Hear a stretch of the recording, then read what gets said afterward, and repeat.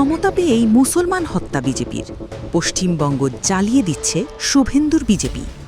মুসলমান তৃণমূল কর্মীদের প্রকাশ্যে হত্যায় ক্ষমতায় পাগল হয়ে গেছে বিজেপি।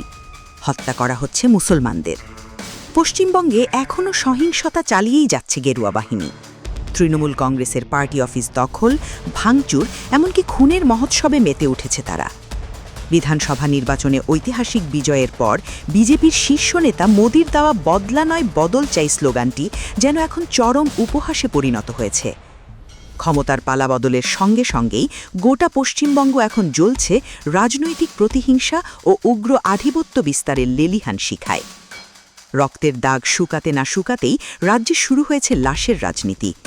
বীরভূমের নানুরে একা পেয়ে তৃণমূল কর্মী আবির শেখকে ধারালো অস্ত্র দিয়ে কুপিয়ে হত্যার লোমহর্ষক অভিযোগ উঠেছে উন্মত্ত বিজেপি কর্মীদের বিরুদ্ধে।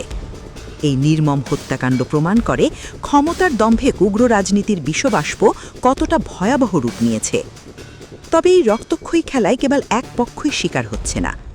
হাওড়ার উদয়নপুরে বিজেপি সমর্থক যাদব বরকে তুলে নিয়ে গিয়ে কুপিয়ে মারার পাল্টা অভিযোগ উঠেছে ক্ষমতা হারানো ক্ষুব্ধ তৃণমূলের বিরুদ্ধে। দক্ষিণ ২৪ পরগনার কুলতলিতে রাতের আধারে পথ আটকে রড ও লাঠি দিয়ে পিটিয়ে রক্তাক্ত করা হচ্ছে রাজনৈতিক প্রতিপক্ষকে। এরই মধ্যে বুধবার রাতে উত্তর ২৪ পরগনার মধ্যম গ্রামে খোদ শুভেন্দু অধিকারীর ব্যক্তিগত সহকারী চন্দ্রনাথ রথকে ব্রাশ ফায়ারে হত্যার ঘটনা এই রাজনৈতিক প্রতিহিংসাকে এক ভয়ঙ্কর ও উচ্চ পর্যায়ের সংঘাতে রূপ দিয়েছে। লাশের রাজনীতির পাশাপাশি চলছে নজিরবিহীন দখলদারিত্বের মহড়া। শিলিগুড়ি থেকে বাঁকুড়া, নদিয়া থেকে বারুইপুর, রাজ্যের সর্বত্রই একই নৈরাজ্যের চিত্র।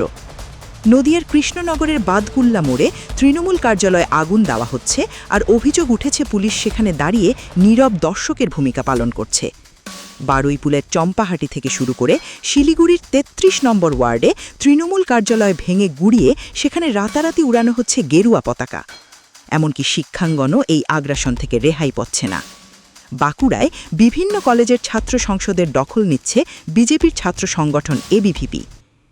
রাজনীতিতে ক্ষমতার হাতবদল একটি স্বাভাবিক গণতান্ত্রিক প্রক্রিয়া, কিন্তু নির্বাচনের রায় পাওয়ার পর ক্ষমতা প্রদর্শনের যে বীভৎস উন্মাদনা চলছে তা যে কোনো সভ্য সমাজের জন্য অশনি সংকেত বলে মত দিচ্ছেন বিশ্লেষকরা।